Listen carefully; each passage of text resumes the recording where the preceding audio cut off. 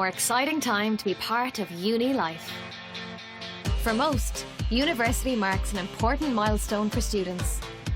From their first experience of living away from home, to creating lifelong friendships, and to sampling what life has to offer outside of study time. I expect it to be, fun, interesting.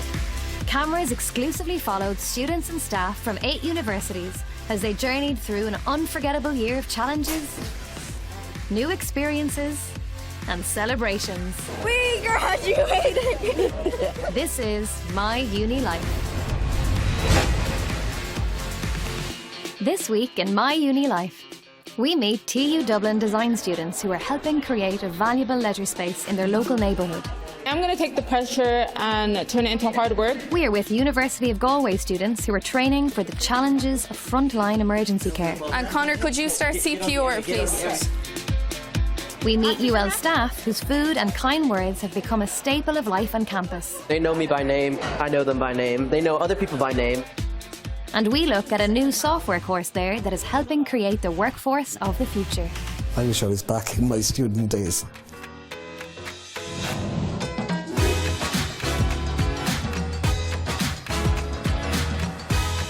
UCD has 60 elite Ad Astra scholars on campus. One of them is athlete Dara McElhenney, who is aiming for gold at the forthcoming Olympics in France. The current 3,000 metres indoor Irish champion balances his busy sporting commitments with studying history and politics. We're here in the student centre. It's kind of just my hub day to day. It's fairly in the middle of campus, so I'll kind of come here after a lecture. I'll just have my bag full of running gear or whatever, and then I study just upstairs there mostly. Dressing rooms are here for training and stuff, so it's kind of nice just having a base where you can be here, you can leave here to go for a run, come back, do a couple of hours of study, whatever.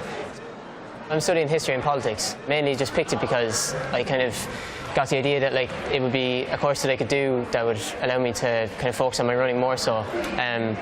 Mostly because a lot of the stuff is kind of study that you do in your own time, but also on top of that it's quite broad, and it kind of gives you an opportunity to get the degree and then maybe have a better understanding of what you might want to do a master's in, or what you might want to work in when you're older.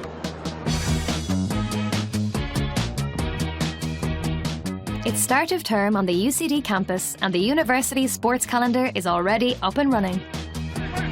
Yes, we're here at the playing fields here in UCD. I kind of knew that that UCD had a great reputation for its sport. It's great as well because you are surrounded by kind of obviously sports people in your own sports, in my case athletics, but also of various other sports, and there's even UCD game on here behind us, and you kind of know a lot of lads from the team, and then also knowing lads that would represent UCD in Ireland in in their own individual competitions like swimming or whatever, and you can learn a lot from other athletes.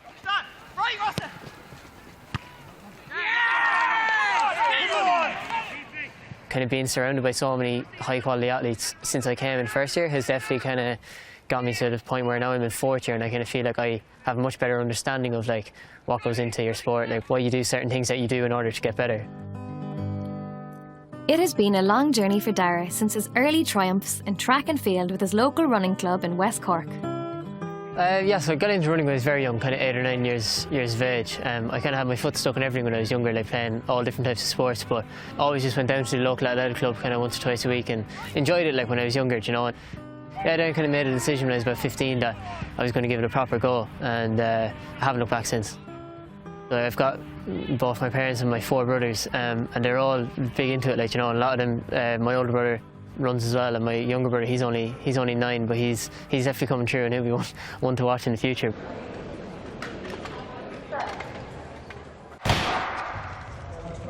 The lifestyle as an athlete is it's quite disciplined, and it's probably something that can scare away a lot of people when you're younger, but to be honest, the older I've got, the more I've appreciated it. My name is Emmet Dunleavy. I'm coach with UCD, and I'm personal coach with Dara McElhenney as well.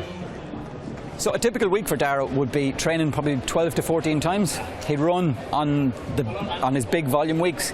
He would run probably 95, 100 miles per week, and within that then there's an additional 2 to 3 strength and conditioning sessions. Of those 100 miles, there'll be 2 hard days where he works at high intensity, and a lot of the other days then are low intensity, just really building an aerobic base and building his fitness essentially. University's so social that like there's always something going on, and like you become an expert at saying no to people, which is like not ideal, but it just has to be done, you know. You can't be a world-class athlete, be a brainiac and be the life of the party. Like, it just doesn't work out that way. Dara is a very strong-willed, very determined person. Something like that is very difficult to train into an athlete. Yeah, thankfully I don't have to tinker with that side of things too much. I just work on the physical and let him deal with the mental side. Everything is very deliberate and everything's very kind of done with a certain goal in mind. That definitely appeals to me about it, and kind of knowing that I can make decisions that are going to give me a 1% over my competitors definitely kind of motivates me to do everything I can right and then see what result you can get at the end of it. The next 12 months or so are fairly hectic. Like, so you've got 3 major championships coming up in 3 kind of individual seasons. So it is like it's an extremely busy year, and like even in between all those championships, you need to make time to go on training camp and then also race the races to qualify for those championships. And I also need to get a degree in the middle of that. So I suppose trying to balance all that is like the biggest the kind of aim that you'll always have.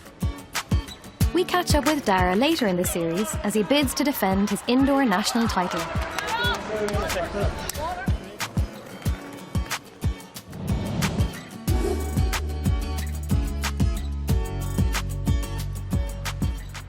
Universities are actively involved in many important community initiatives across the country. Design students from Technological University Dublin are collaborating with the City Council on a social project that will have many benefits for locals in the Arran Quay area of the city. This building has been empty for 20 years. We're looking to develop a space from scratch that's designed like according to the kind of programs we deliver. We have 6 after-school projects. We have about 150 young people between the ages of 7 and 12 in Dublin 8 that we deliver services to. We go in, we make food, we help them with their homework, and we'd have different sports instructors and people like that. What sort of atmosphere are you looking for in the space? We'd like it very open and relaxed, where people can see in and people feel comfortable coming in and just seeing what's happening. I was always watching interior design shows growing up, and I loved them. And then at some point I was watching, I was like, I think I could do that, you know? I did my portfolio, I submitted it and just hoped for the best. And I thank God every day that I did that, because I'm here now and I got a really good score and I'm very happy about it. It's my first year and it's so much different than secondary school, but it's so much better. Like in secondary school, there was not much I can do with my creativity except art class. You are divided into 10 groups and everybody's going to be given a different area to design. You're going to go away then and we're going to work on this for the next 7 weeks, and then you're going to present all of it to the community group at the end of March. Take measurements. So we want to see that you can survey the building, take ceiling heights, take window dimensions. 63. This space will be beautiful because like the natural lighting for the kitchen. Yeah, just like so open, like so many windows. Taking up a big project like this, as our tutor said, not every first year has done this. So it's like been challenging because you don't know where this is going to go, if it'll turn out. And also it's like a blank canvas, so there's nothing in here. I'm just like really excited for to use the derelict building and then create something for the community itself here. Say that's the kitchen.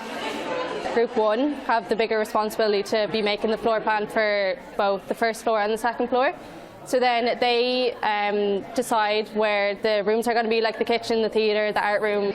I was a bit shocked when I found out I was the team leader for Group 1, because all I literally do is talk and all, but I am very flattered that they chose me, because it does mean something. Everyone I tell, they're like, oh, that's a big opportunity. They look at you highly and all. So I am very flattered that they chose me, and I'm not gonna take this opportunity lightly. From hearing what he would like for the brief, I am excited to work with a lot of greenery and flowers and plants, and bring a lot of botanical in, especially for kids, because kids love plants and all. And I can't wait to see how I can work with that and make it a kid-friendly zone, because it's not something I've done before, but I'm excited to see what I can do with it, with use of natural lighting and everything. I'm going to take the pressure and turn it into hard work. Next stage for the TU Dublin design students will be the presentation of their concepts and ideas on the next step to redeveloping an important local resource.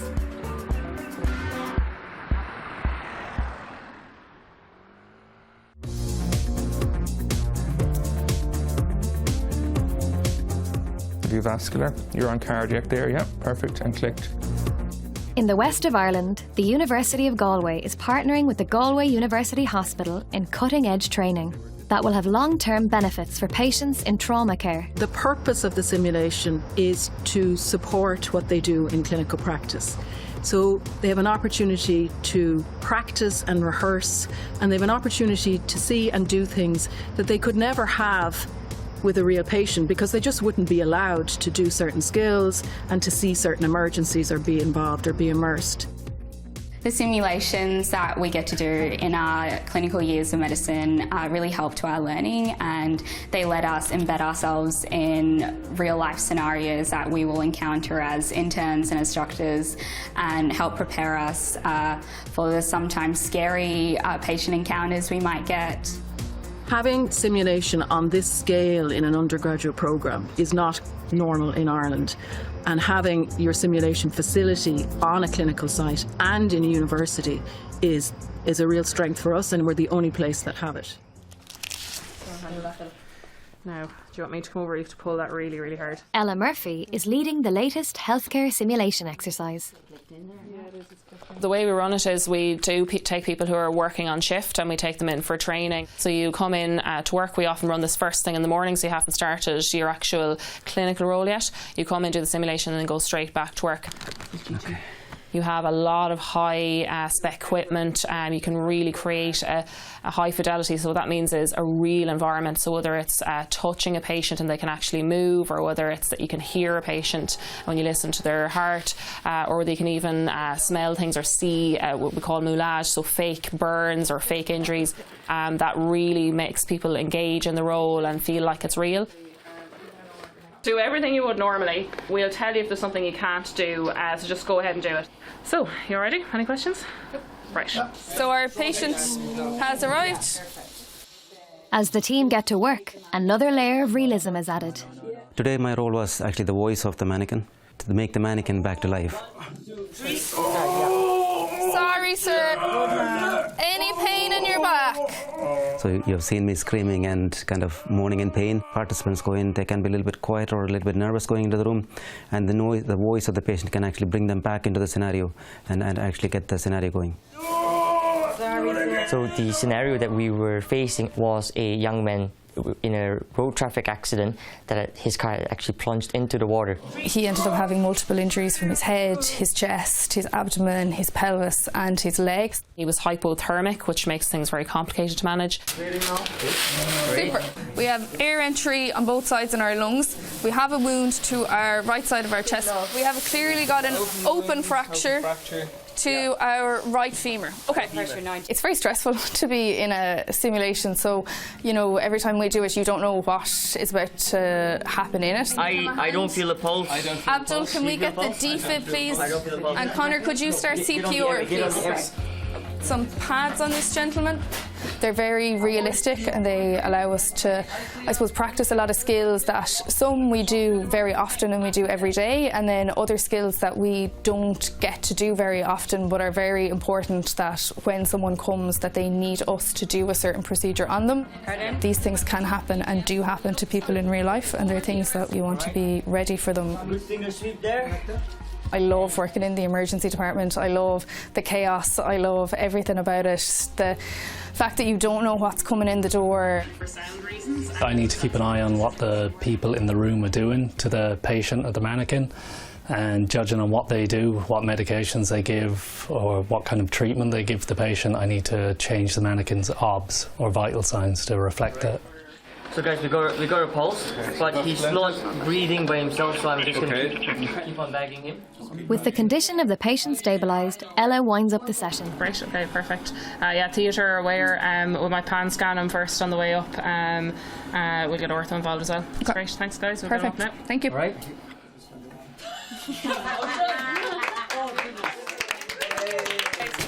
Now it's time for the team to evaluate the simulation.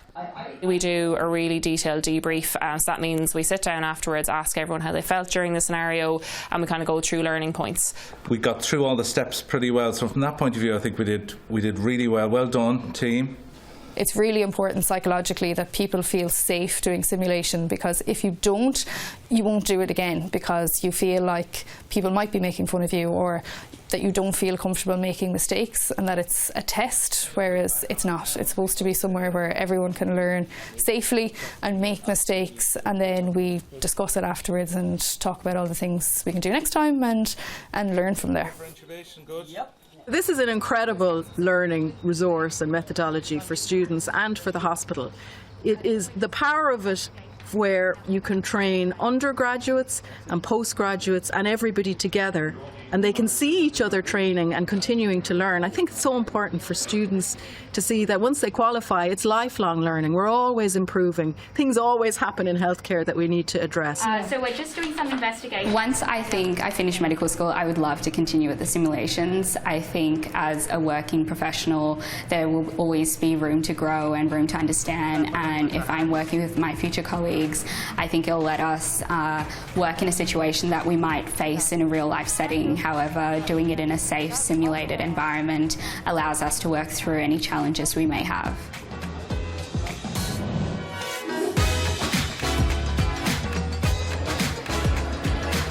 Darling, your hot chocolate. Have a good day, my lovey. All right. The University of Limerick is busy welcoming thousands of students and staff to campus. A group of women known as the Pink Ladies have become a bit of a college institution in their own right. Go on, have a tea. Have a tea. Do. Have a tea. I love the Pink Ladies. They're so friendly. Every time you come in, they're never in bad mood. Hot chicken wrap. They're the heart and soul of the campus. They bring up everyone's mood. Everyone talks about them. I have 2 essays coming up. They know me by name. I know them by name. They know other people by name. No, I'm here 15 years. To be honest, I don't really treat it as a job. Like, I just come to work. I enjoy it. I enjoy meeting people. A little bit of banter, a little bit of crack. And we have people from Canada, America, Northern Ireland, South of Ireland, all over the world coming to us, and we treat them all very well and very nice, and they seem to like us, which is the most important thing.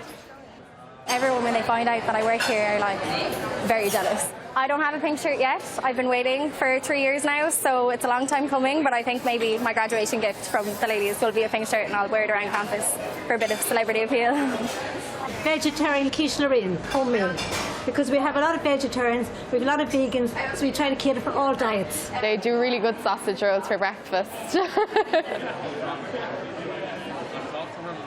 Everything is lovely. Hey, all right there, Livy? Hi, can I have a latte, please? You can, of course. How are you today, mate? Same old, not too bad. The new academic year brings new customers such as Rosie. I think they're all beloved by the university. They're kind of like all our adopted moms in some sense. Rosie is part of the very first cohort of students in the Immersive Software Engineering course, ISE. I'm studying ISE at the University of Limerick. It is a brand new software engineering course. It has a very small class size of 27 pupils. We get to have a master's in 4 years. You also get to do paid placements at different tech companies, which is fantastic. You get to have real industry experience. You get to travel around from second year onwards, which I'm super excited for. I get to see the world. A software revolution is helping to create exciting new opportunities in the worldwide tech landscape. University of Limerick engaged with leading world technology figures such as the founders of Stripe, the Collinson brothers, to help develop a course that will create the tech leaders of the future. First of all, can I just say in general that software excites me full stop. So if I was to describe what do I like about software, when I solve a problem, I have a program, it solves a problem, it works correctly, passes all the tests. I get the feeling I have, I think, might be, how would I best describe it? If I'd won the All-Ireland Camogie or All-Ireland Hurling or maybe a Fields Medal or a Nobel Prize, I have that sense of satisfaction. We want to intentionally blur the line between industry and academia. There's a lot of research and development in industry. We want to bring that into the classroom, etc. And a lot of experience and expertise that we also want to bring in and make available to the students. I'm very jealous of them. I wish I was back in my student days. Brilliant. The biggest thing that maybe that I wasn't expecting about learning computer science this way was the focus on soft skills as well. So we have a lot of lectures from experts. People would ask me, what's the tallest, right? Rosie, Adam and the other ISE students get regular expert tuition from renowned visiting innovators in education and tech, such as Barry Floyd from Cal Poly in California. First of all, when you evaluate yourself, you get to think about how did you play a role, but then you have your colleagues also say, well, this is what I saw. So today's project, as part of one of our soft skills lectures, was to build the highest tower possible with 30 mini marshmallows and as much spaghetti as you could use. So we were drawing designs on the whiteboard for a while, figuring out how wide the base needed to be, what shape it was. The role I took was more organising everyone, coming up with ideas, allowing others to share their ideas, repeat stuff, explain their reasoning. One of our mottos is learn by doing, and this is what we apply to the students, but it also applies to us. So this is a pioneering course. Every day there's something new challenges, new opportunities, etc. And I'm constantly learning. Lectures that I prepare today will need to be refreshed, updated, reviewed and revised next year. And one thing I can guarantee is change is a certainty. There's the problems here. This needs to be stronger, doesn't it? It's a very competitive course. There are only 28 places and a lot of applications, so obviously everyone in the classroom is quite competitive. What's it at? It was a very fun project. It got very intense. As one group finished, they go and watch the next group, and like, oh damn it, he got it higher than we did. If we look over the last 5 years, how society has changed so significantly, it's impossible to predict where we will be in 5 years' time. So software engineering is an opportunity for people to contribute to that change, to that revolution. So rather than sitting on the sidelines, to be at the heart of it, driving it, and be a force for good. Later in this series, we will see how Rosie is getting on in her work placement. Next time on My Uni Life, we meet the University of Galway archivist who is responsible for the historic archive of former President Mary Robinson. I have good news for you, Niamh. You've got more buttons. I've got loads of stuff. We visit the DCU team who is creating new STEM-related signs for the deaf and hard of hearing community. We are on the sidelines cheering on a Maynooth University Scholarship student in her final year on campus. I was the first girl ever to get the Ruby Scholarship in Maynooth. And we catch up with 2 members of Trinity College staff who have seen a lot in their day. I always look at it as a brotherhood.